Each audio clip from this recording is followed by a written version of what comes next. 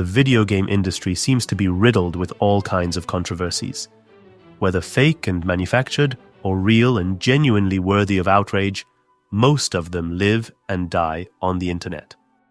One case, however, stands out for having reached the mainstream media and even governmental levels.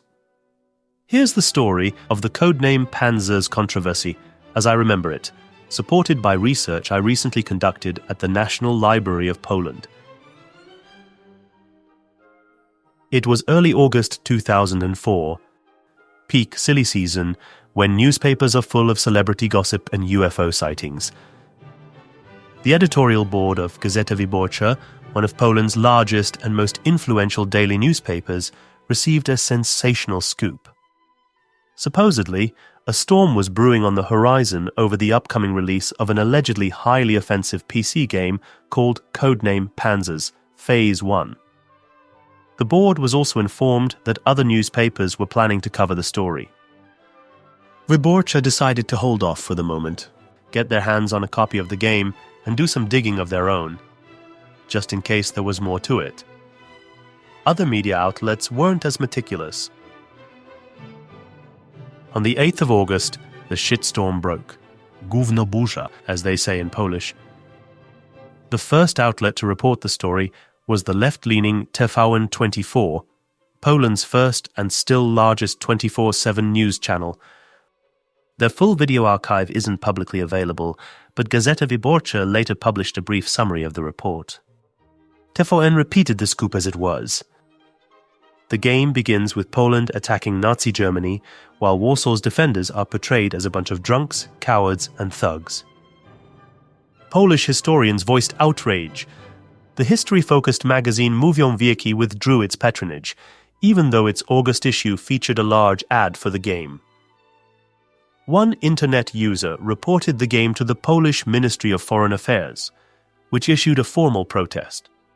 Mariusz Brymora of the MFA explained, "Our knowledge is based on media reports because none of us here have seen the game, opened it, or reviewed its contents. On Wednesday, we sent the materials we had to our embassy in Berlin, asking them to verify the reports and take appropriate action on site." Same accusations against Codename Panzers and its developers were repeated by numerous other media outlets as well.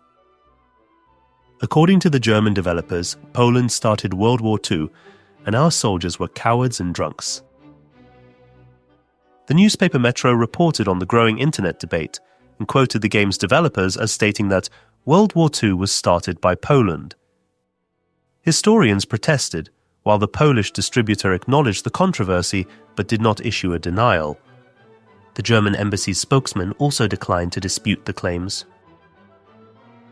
Nasz Dziennik, a notoriously conservative and Catholic outlet, wrote on the 14th of August, "It wasn't Germany but Poland that started World War II, and Polish soldiers were drunkards and cowards. This is the narrative presented in the German-released computer game Codename Panzers. Promotional materials for this strategy game claim that it accurately portrays the realities of World War II. The game has been available in Germany, Austria, and Switzerland since early July, but only now has the Polish Ministry of Foreign Affairs taken an interest in the matter." Słowo Polskie, Gazeta Wrocławska, also on the 14th of August.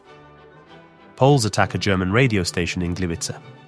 In retaliation, German soldiers are ordered to attack Poland, leading to the outbreak of World War II. This is the version of history presented in the German computer game Codename Panzers, which will soon be available in Polish stores as well. The game is currently enjoying great success in Germany, Austria, and Switzerland, where it has already sold around 500,000 copies. The player assumes the role of a German soldier participating in the attack on Poland, encountering drunk and cowardly Polish soldiers along the way. The newspaper reached out for comment to Professor Dariusz Doliński, a well-known psychologist from the University of Wrocław. If only historians were playing this, it would be just harmless fun. But children's knowledge is primarily shaped by films and games. While the impact may be small in Poland, it could be completely different in France or England. This game creates an entirely new perception of historical events. What the player hears, they will accept as fact. The effect on historical awareness will be enormous. Historian Grzegorz Strauchold, also from the University of Wrocław, added, "We, as Poles, do not have the same level of influence in Europe as the Germans. As a result, in a few years, people may believe that in 1939, Poland attacked Germany rather than the other way around. They want to be seen as a normal nation, so they are gradually revising historical truths. If they are no longer the invaders, they become the victims. And if Germany is the victim, then who is the aggressor? The conclusion is obvious: Poland, among others." As always, politicians were quick to jump on the controversy bandwagon. Among many others, Lech Kaczynski, then the mayor of Warsaw, and 1 year later president of Poland, said, "This is an outrage. I feel anger and the need for a very strong reaction. Can one lie so brazenly and humiliate someone in the name of a value like freedom within the European Union?" As a result of the shitstorm, the game's distributor Sega Poland decided to make changes to the version intended for the Polish market. Sega's representative, Adam Pishak, explained, "The attack order issued by the German commander should be perceived as Hitler's propaganda. We consulted a historian who confirmed that such orders were indeed given. To avoid unnecessary confusion, we removed a few sentences from the beginning of the Polish version. Now it starts with the words, 'I order you to attack Poland.' Additionally, the included manual clarifies that the game contains elements of Hitler's propaganda." The game's release date in Poland was also changed.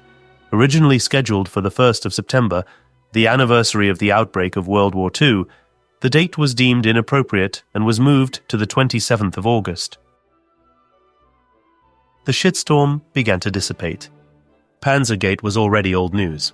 The media ignored the words of the German consul, who stated that Germany knows its history and does not deny the fact that it was the aggressor in 1939. That was basically the end of it. Summer was over, kids went back to school, and the media and politicians soon found new reasons to be outraged. Meanwhile, the voices of game journalists, people who actually played the game, sounded like they were coming from a different dimension. CD Action, which at the time was considered a gamer's Bible, gave Codename Panzers a 9+ out of 10 in its September issue.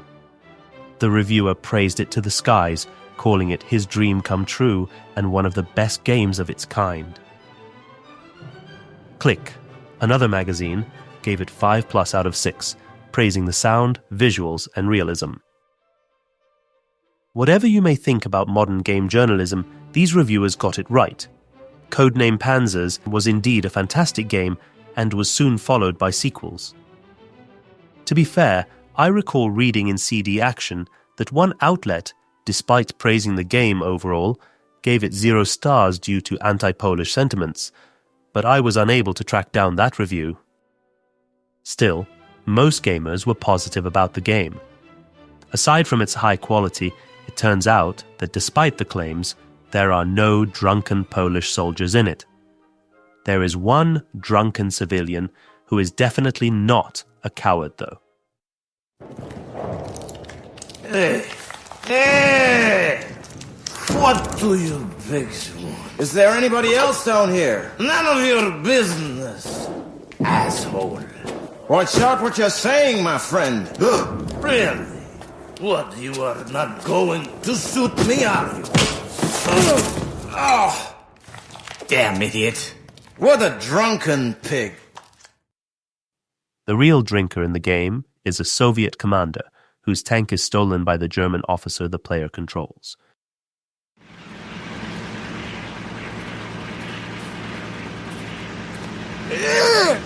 Get up, men!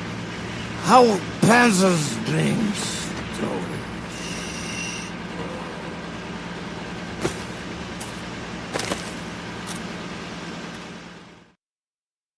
And what about the core claim that the game portrays Poland as the aggressor responsible for the outbreak of the war? Well, if you play on the German side, the briefing before the very first mission does mention that Polish military units attacked German territory. This is an echo of actual Nazi propaganda from 1939.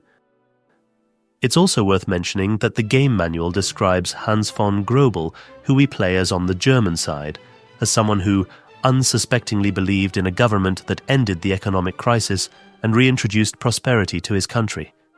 He couldn't know that due to that very same government, the whole country was going to lie in ruins in just a few years' time. Within the game itself, there is no doubt who is responsible for starting the war, especially since after attacking Poland, German forces also invade France. In my view, it takes a lot of ill will or complete media illiteracy to argue that the developers are intentionally falsifying history or whitewashing the Third Reich. Not to mention, it's quite condescending toward gamers to assume they can't distinguish between a game set in a historical context and actual history. I mean, that briefing is clearly a historical reference. The so-called Gleiwitz incident was a false flag attack on the radio station in Gleiwitz, now Gliwice, staged by Nazi Germany on the night of the 31st of August 1939. The attack was carried out by German SS officers disguised in Polish uniforms to provide a casus belli for the invasion of Poland. That didn't prevent the UK and France from entering the war on the 3rd of September. For the record, the Soviet Union used a similar tactic to provoke war with Finland in November of 1939, and Sweden did the same to justify war against Russia in 1788. Let me be perfectly clear. I'm not blaming the Polish public for overreacting. Had the scandal been real, the outrage would have been entirely justified. Modern Polish identity is deeply intertwined with the memory of World War II. In many ways, that conflict encapsulates the tragic arc of Poland's history. Betrayal, fighting against impossible odds, unwavering resistance, and ever-shifting borders. If you want to anger a Pole, questioning Poland's bravery during World War II is a sure way to do it. If you want to earn their affection, record a song about it, and you might be catapulted to stardom, as Sabaton was. No army may enter that land that is protected by Polish hand. Tellingly, Poland commemorates multiple anniversaries tied to World War II every year. There is also a strong emphasis on the outbreak of the war, but little attention paid to its end. It might be the cynic in me talking, but I don't even blame the politicians. Grandstanding and jumping on a controversy bandwagon to get airtime is what they do. Finding the right hot-button issue can make a political career. It's also worth noting that the mid-2000s were a tense period in Polish-German relations, largely because of Erika Steinbach and her Federation of Expellees. In short, Steinbach advocated for the creation of a center against expulsions in Berlin to commemorate Germans displaced from Eastern Europe, including from post-war Polish territory. Poland perceived this as an attempt to obscure Nazi Germany's role as the aggressor and to distort the historical context of the expulsions.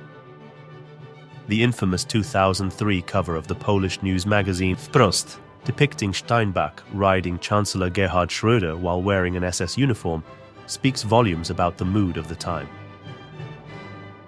However, I do place blame on the media, both conservative and liberal. While the role of a politician is to get elected, the role of the news outlets is to inform the public. I understand that nowadays public trust in journalists is low, but in 2004 the media landscape was quite different. Covering a story with a slight ideological slant, especially in an opinion piece, is one thing. But the Codename Panzers controversy was either an example of a poorly done reporting or a deliberate attempt to fabricate outrage out of nothing. You can judge for yourself. As someone who was a gamer in Poland in the 2000s, I remember feeling nothing but second-hand embarrassment during the entire shitstorm. I didn't want to be dragged into a political discussion or have my choice of game read as some kind of ideological statement. I just wanted to play the damn thing. So, that's my story. I don't usually cover games, but I enjoy exploring intercultural topics. If you liked this video, feel free to check out the rest of my channel. In the meantime, thank you so much for watching. Bye.